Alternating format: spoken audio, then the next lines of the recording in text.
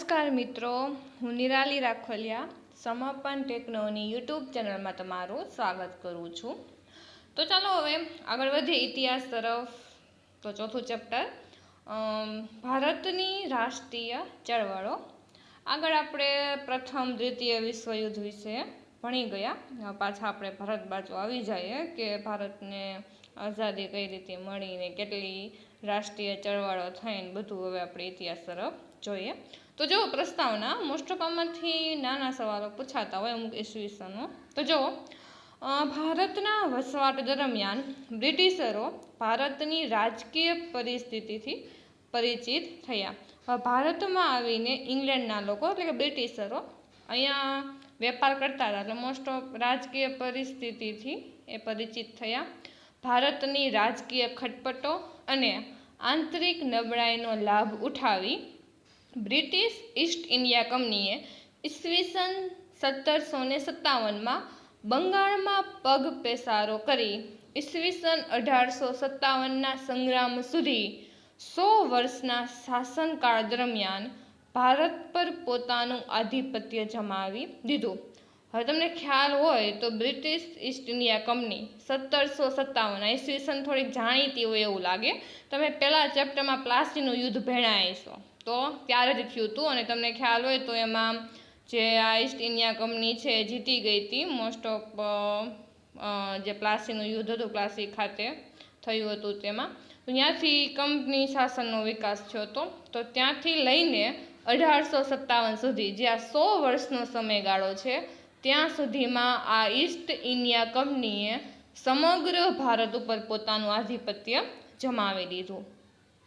1857 એટલે લીધું છે કારણ કે ત્યાંથી આપણા સ્વાતંત્ર્ય સંગ્રામની શરૂઆત થઈ હતી, એ પણ પહેલા ચેપ્ટરમાં આપણે આવી ગયું।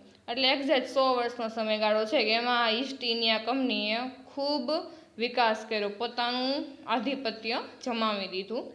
અંગ્રેજોએ પોતાનું આધિપત્ય જળવાઈ રહે તે માટે દેશમાં મજબૂત વહીવટી માળખાનો ધીરે ધીરે વિકાસ કર્યો। હવે જે આધિપત્ય જમાયું છે એનું હાલે એવું, તો એ એમને જળવાઈ રહે, ટકી રહે, એના માટે એણે ધીમે ધીમે વહીવટી જે મોસ્ટ ઓફ વહીવટ થતો હોય એનું જે માળખું અગાઉથી આપણે કેમ સિલેબસ કે જે પણ હોય એની અગાઉથી આપણે માળખું તૈયાર કરીએ, એ રીતે એના વહીવટ કરવાનું જે માળખું હતું એણે ધીમે ધીમે એમાં વિકાસ કર્યો, થોડા ઘણા ફેરફાર પણ કર્યા હોય। અંગ્રેજોએ સ્થાપેલ વહીવટી માળખા દ્વારા દેશમાં સમાન કાયદા, સમાન વહીવટ અને બ્રિટિશ પ્રણાલિકા અનુસાર ન્યાયતંત્ર અમલમાં આવ્યું। જે આ વહીવટી માળખાનો વિકાસ કર્યો એમાં શું હતું તો કે સમાન કાયદા એટલે હરખા કાયદા। અત્યારે તમે જોવો ને તો આખા ભારતમાં અમુક રાજ્ય કે પ્રદેશ વાઇઝ અમુક કાયદા ફરતા હોય, અહીંયા શું સમાન કાયદા, સમાન વહીવટ અને કઈ રીતે ન્યાયતંત્ર અમલમાં આવ્યું તો કે બ્રિટિશ પ્રણાલિકા અનુસાર, કારણ કે અંગ્રેજોનું જ હતું એટલે એનું જે હોય એ પ્રમાણે ન્યાયતંત્ર અમલમાં આવ્યું। આમ છતાં ભારતમાં રહેનારા અંગ્રેજોએ ઇંગ્લેન્ડને વધુ લાભ થાય તેવા કાયદા અને વહીવટની સ્થાપના કરી। હાલો ભાઈ, સમાન કાયદા અને બધું સમાન વહીવટ હતું તો પણ એણે શું કર્યું, ભારતમાં જે અંગ્રેજો રહેતા હતા એણે શું કર્યું તો કે ઇંગ્લેન્ડને વધારે લાભ થાય એવા એણે કાયદા અને વહીવટની સ્થાપના કરી અને ભારતને નુકસાન છે। મોસ્ટ ઓફ અહીંયાથી તૈયાર જે કાચો માલ કે ઓછી કિંમતે લઈને પછી વસ્તુ બનાવીને પાછી ભારતમાં જ વધારે કિંમતે વેચવું, એટલે મોસ્ટ ઓફ ભારતનું આર્થિક શોષણ થાય અને ઇંગ્લેન્ડને વધારે લાભ થાય। અંગ્રેજોએ ભારતના ભોગે ઇંગ્લેન્ડને સમૃદ્ધ બનાવી ભારતનું સૌથી વધુ આર્થિક શોષણ કર્યું।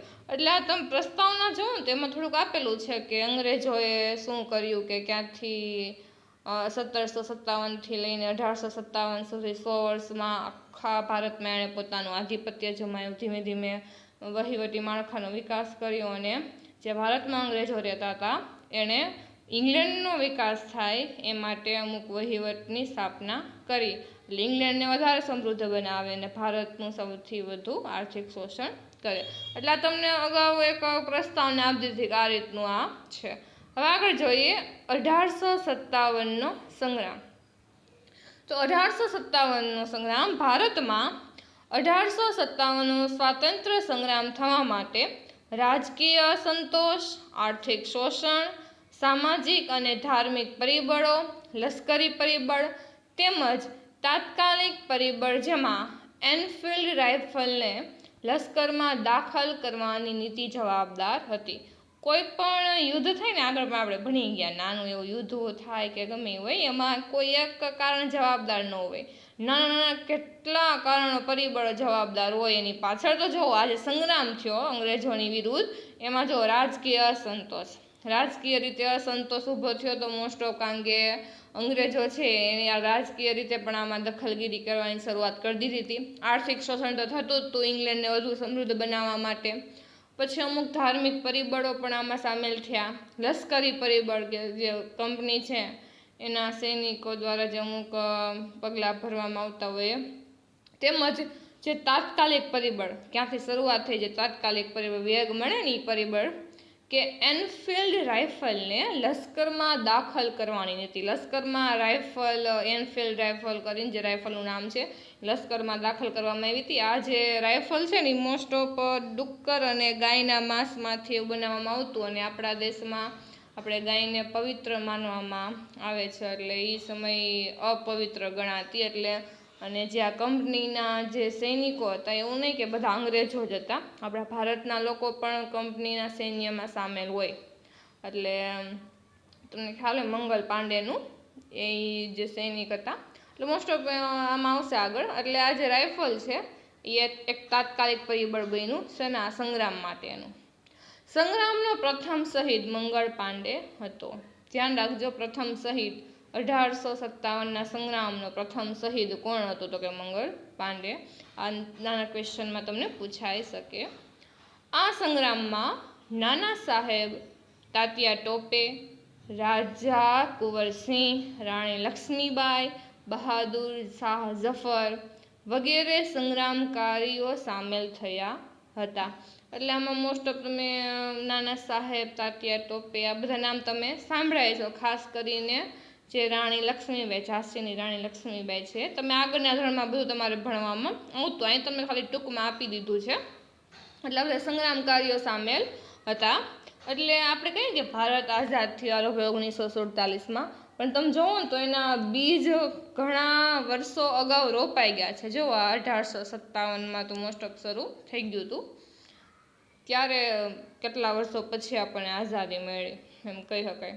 જો આગળ 1857ના સંગ્રામના ઘણા પરિણામો અને અસરો ઊભી થઈ, જેમાં ભારતની કંપની શાસનનો અંત અને બ્રિટિશ તાજના શાસનની શરૂઆત. એટલે કાઉન્સમાં તમને એ પૂછે કે રાણી વિક્ટોરિયાનો ઢંઢેરો, એટલે તમને ખ્યાલ હોય ઇંગ્લેન્ડમાં રાણીનું શાસન છે, એટલે બ્રિટિશ તાજના શાસનની શરૂઆત ભારતમાં થઈ. એટલે આ સંગ્રામના અસરો છે કે કંપની શાસનનો અંત, કંપનીના શાસનનો અંત આવ્યો, એટલે જે ઈસ્ટ ઇન્ડિયા કંપની હતી એનો, અને બ્રિટિશ તાજના શાસનની શરૂઆત થઈ. જોકે આ બધું એક જ છે, કંપની ન્યાની જ હતી. એટલે વહીવટી, લશ્કરી, સામાજિક, ધાર્મિક નીતિમાં બદલાવ વગેરેનો સમાવેશ કરી શકાય. આના ઘણા ફાયદા પણ થયા હતા. અમુક જે કાયદાને કંપનીવાળાએ જોર જબરદસ્તીથી લાયદા હોય એમાં ઘણા બદલાવ આવ્યા. 1857નો સંગ્રામ નિષ્ફળ જવા માટે નિર્ધારિત સમય કરતાં વહેલી શરૂઆત. હવે 1857માં જે સંગ્રામ થયો હતો કે આલો ભાઈ આ અંગ્રેજોને ભગાડીએ, પણ એ કંઈ થયું ને, એટલે નિષ્ફળ ગયો. હવે નિષ્ફળ શા માટે ગયો? તો એ પૂછે, એના માટેના જે કારણો છે. પેલું એ પૂછે નિર્ધારિત સમય કરતાં વહેલી શરૂઆત, કે સમય પાક્યો નહોતો એ પહેલાં આ સંગ્રામની શરૂઆત થઈ ગઈ.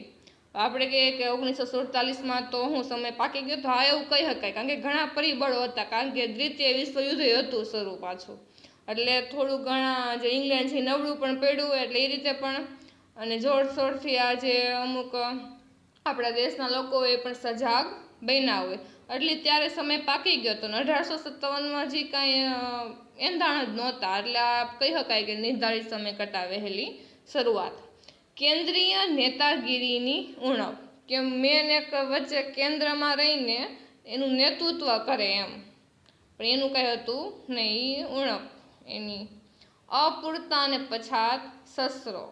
પહેલાં તો જે કંપની પાસે તો હાલો રાઇફલ ને એવું બધું હોય, પણ જે આ સંગ્રામકારીઓ છે એની પાસે એના શસ્ત્રો થોડાક પછાત હોય, એટલે અપૂરતા અને પછાત શસ્ત્રો. સંગ્રામકારીઓમાં રાષ્ટ્રીય ભાવના કરતાં પોતાના અંગત સ્વાર્થને પ્રાધાન્ય. જે સંગ્રામકારીઓ હતા એનામાં રાષ્ટ્રીય ભાવના કે રાષ્ટ્ર પ્રત્યે ભાવના કરતાં પોતાને જે પહેલાં પોતાનું અંગત સ્વાર્થ હોય એને સૌથી વધારે પ્રાધાન્ય આપે કે હાલો દેશનું જે થાય આપણું પહેલાં ભલું કરો એમ. એટલે આ કાંઈક કારણ પણ જવાબદાર હતું કે આમાં કહેવાય ને અમુક જે લોકો હોય અંગ્રેજો સાથે મળી ગયા હોય આ લોકો અમુક કે હાલો તને એટલે આપશું તું આમ કહે, એટલે એ પોતાના અંગત સ્વાર્થને પહેલાં પ્રાધાન્ય આપે એમ. એટલે આવું પણ જોવા મળતું. યોગ્ય અને સંગઠિત નેતૃત્વનો અભાવ.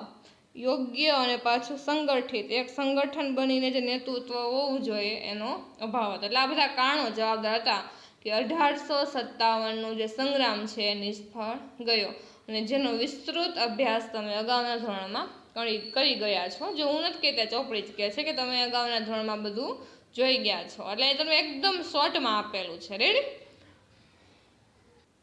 તો ચાલો આગળ વધીએ. હવે બહિષ્કાર અને સ્વદેશી ચળવળ. તો જુઓ, ભારતની રાષ્ટ્રીય ચળવળોમાં એક મહત્વનો બનાવ હતો બંગભંગના આંદોલન, એટલે કે 1905ની જ્યારે બંગભંગનું આંદોલન થયું હતું એની સાથે સાથે બહિષ્કાર અને સ્વદેશી ચળવળનો એક મહત્વનો બનાવ હતો રાષ્ટ્રીય ચળવળોમાં. બંગભંગનું આંદોલન સાથે સાથે શું હતું તો કે બહિષ્કાર અને સ્વદેશી ચળવળનો. ધ્યાન રાખજો, બંગભંગનું આંદોલન 1905નું જે આપ્યું છે તમને ઈસવીસન પૂછાય તો એમાં જો શું હતું, અંગ્રેજોની કૂટનીતિના પરિણામરૂપ ભાગલા પાડો અને રાજ કરો. મોસ્ટ ઓફ આપણા ભારતમાં ત્યારે મુસ્લિમ અને હિન્દુઓ એક થઈને લડતા, અને તો અંગ્રેજોએ શું કર્યું, આમાં ભાગલા પડાવવાના કે ભાગલા પાડો અને રાજ કરો. પછી પ્રદેશના હોય, જાતિના હોય, કોમના હોય, અલગ કરે એટલે નબળું પડે. એની આ કૂટનીતિ હતી અંગ્રેજોની. અને તમને પૂછાય અંગ્રેજોની કૂટનીતિ કઈ હતી, તો આવશે ભાગલા પાડો અને રાજ કરો. નીતિને લીધે બહિષ્કાર અને સ્વદેશી ચળવળને વેગ મળ્યો. જે આ ચળવળ હતી બહિષ્કાર, કે તમને ખ્યાલ હોય કે સ્વદેશી અપનાવવું ને વિદેશીનો બહિષ્કાર કરવો, આ ચળવળ હતી. જો આગળ, બ્રિટિશ શાસન સમયે બંગાળ એ સૌથી મોટો પ્રાંત હતો. આજે કેમ મોસ્ટ ઓફ મુંબઈ કે દિલ્હી આમ મેન ગણાય હબ, એ રીતે એ સમયે બંગાળ, અત્યારનું જે બંગાળ છે ને એ તો નાનું એવું જ છે. તે સમયે કેવડું બંગાળ હતું જો આપ્યું છે, જેમાં આજના બંગાળ, બિહાર અને ઓરિસ્સાનો સમાવેશ થયો હતો. તમે ભારતના નકશામાં જોવો ને તો બિહાર ને ઓરિસ્સા અને જે બંગાળ છે બધું એક હતું ને બંગાળ ગણાતું. અને ભારતના બીજા પ્રદેશો કરતાં બંગાળ રાષ્ટ્રીય ચેતનાનું કેન્દ્ર બિંદુ હતું. એટલે તે સમયે બીજા બધા પ્રદેશોનું મહત્વ એટલું બધું નહીં કે જેટલું બંગાળનું હતું. કોઈ પણ વહીવટ કે વધારે કંઈ પણ હોય ને મોસ્ટ ઓફ બંગાળથી થતું, એ મેન હતું. રાષ્ટ્રીય ચળવળનો વેગ અને વિચાર બંગાળમાંથી મળતો. જોયું કે નહીં કે મોસ્ટ ઓફ આ ચળવળ છે, વિચાર છે, બધું ક્યાંથી, તો કે બંગાળમાંથી એને વેગ મળતો. તમને ખ્યાલ છે પ્લાસીનું યુદ્ધ એટલે ત્યાંથી જ શરૂઆત કરી. વળી 1857ના સંગ્રામમાં હિન્દુ અને મુસ્લિમ એક સાથે અંગ્રેજો સામે લડ્યા હતા. સંગ્રામમાં જો એવું હિન્દુ અને મુસ્લિમ એક સાથે અંગ્રેજો સામે લડ્યા. તેથી ભાગલા પાડો અને રાજ કરોની અંગ્રેજોની કૂટનીતિ દ્વારા કોમવાદને ઉત્તેજન આપવા માટે ભાગલા પાડવામાં આવ્યા. એટલે આ એક થઈને લડ્યા ને એટલે અંગ્રેજોને આ ખટકું એમ કહી શકાય કે આમાં કાંઈક હવે કરવું જોઈએ એમ. તો એણે એની કૂટનીતિ ભાગલા પાડો અને રાજ કરો, એનાથી શું થાય, કોમવાદને ઉત્તેજન મળે એમ. એટલા માટે ભાગલા પાડવામાં આવ્યા. તો વાઇસરોય કરઝન 1899થી 1905 સુધી એનો જે સમયગાળો હોય છે એનો જે વહીવટનો વાઇસરોય કરઝનનો દ્વારા વિશાળ બંગાળ પ્રાંતમાં વહીવટી કાર્યક્ષમતા લાવવાના બહાના હેઠળ પૂર્વ બંગાળ અને પશ્ચિમ બંગાળ એમ બે ભાગલા પાડ્યા. બાનું એવું દીધું કે જે વહીવટ કરીએ છે ને એની કાર્યક્ષમતામાં વધારો આવે, કાર્યક્ષમતા વધારે થાય એટલા માટે અમે આ ભાગલા પાડીએ. એટલે બે અસ્તિત્વમાં આવ્યા, પૂર્વ અને પશ્ચિમ બંગાળ. બંગાળના ભાગલાનો ઉગ્ર વિરોધ શરૂ થયો. આ ભાગલાનો વિરોધ શરૂ થયો. એ તો થવાનો, કોઈ પણ પ્રદેશ હોય અને એના ભાગલા પડે એટલે ત્યાંની જનતાઓ એ વિરોધ શરૂ કરે. 16 ઓક્ટોબર 1905ના રોજ બંગાળ પ્રાંતના ભાગલાનો અમલ કરાયો.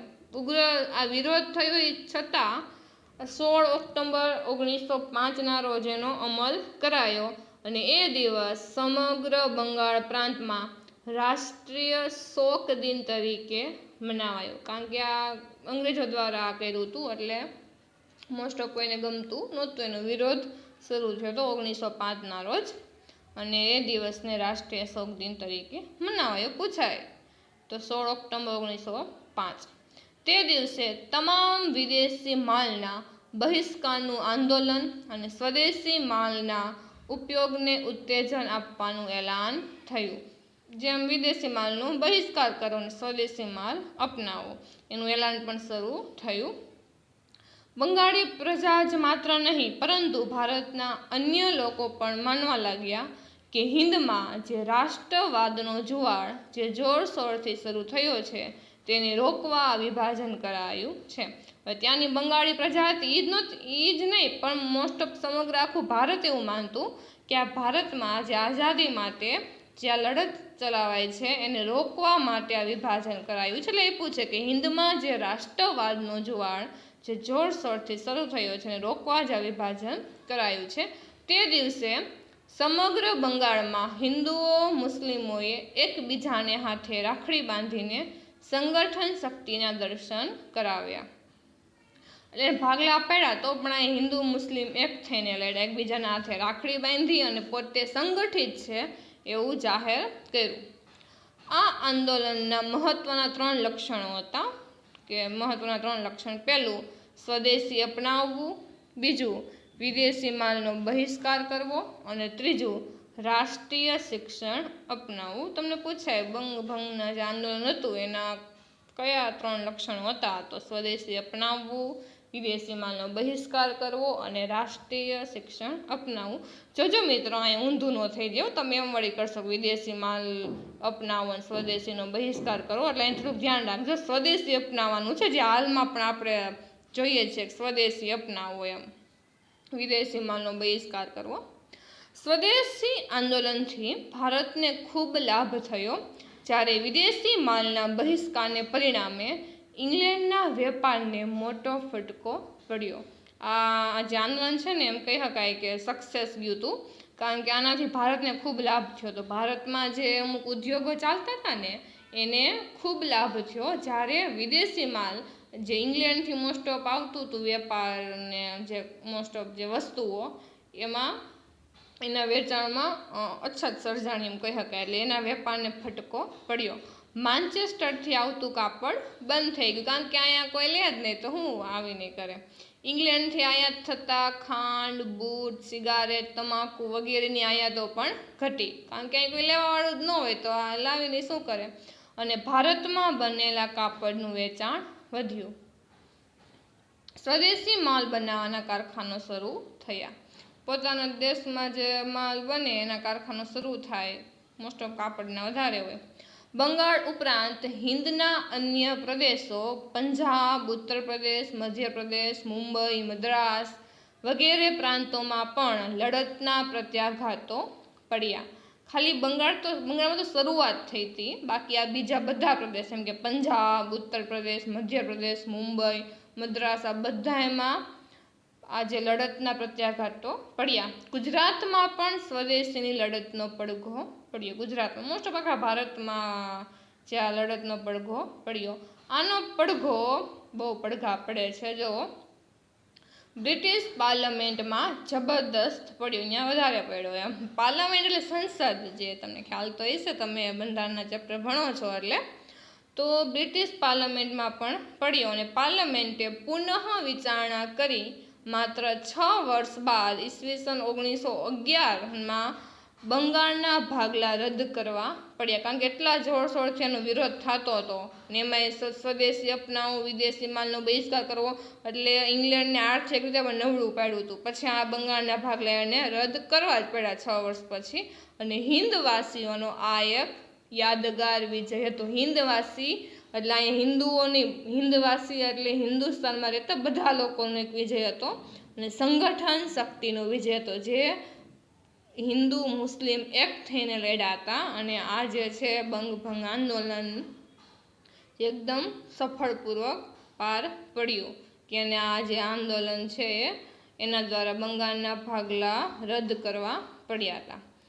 અંગ્રેજ શાસન વિરુદ્ધ જાગૃત થયેલી નવી ચેતનાનો આ નોંધપાત્ર વિજય હતો કે જે અંગ્રેજોનું શાસન છે એના વિરુદ્ધ જ્યાં નવી ચેતના જાગૃત થઈ છે એ આ નોંધપાત્ર વિજય હતો. આગળ આપણે મુસ્લિમ લીગ છે એ આગળના ચેપ્ટરમાં ભણશું. એમાં આપણે જોશું કે કઈ રીતે હિન્દુ મુસ્લિમના ભાગલા પડ્યા અંગ્રેજોએ, એની જે કૂટનીતિ હતી. હવે અહીંયા સુધી રાખીએ આપણે જે 3 ટોપિક ભણ્યા કે પહેલું જે પ્રસ્તાવના હતી કે શું કહેવા માગે છે, પછી 1857નો સંગ્રામ અને બહિષ્કાર અને સ્વદેશી ચળવળ કે આમાં અંગ્રેજોએ બંગાળના ભાગલા પાડ્યા હતા, પછી જે ક્યારે અમલ કરાયો, એને કયા દિવસ તરીકે મનાવાયો, એના લક્ષણો કયા હતા જે આ આંદોલનના છે, એટલે આ બધું મોસ્ટ ઓફ નાના સવાલમાં પૂછાઈ શકે. તો અહીંયા સુધી રાખીએ.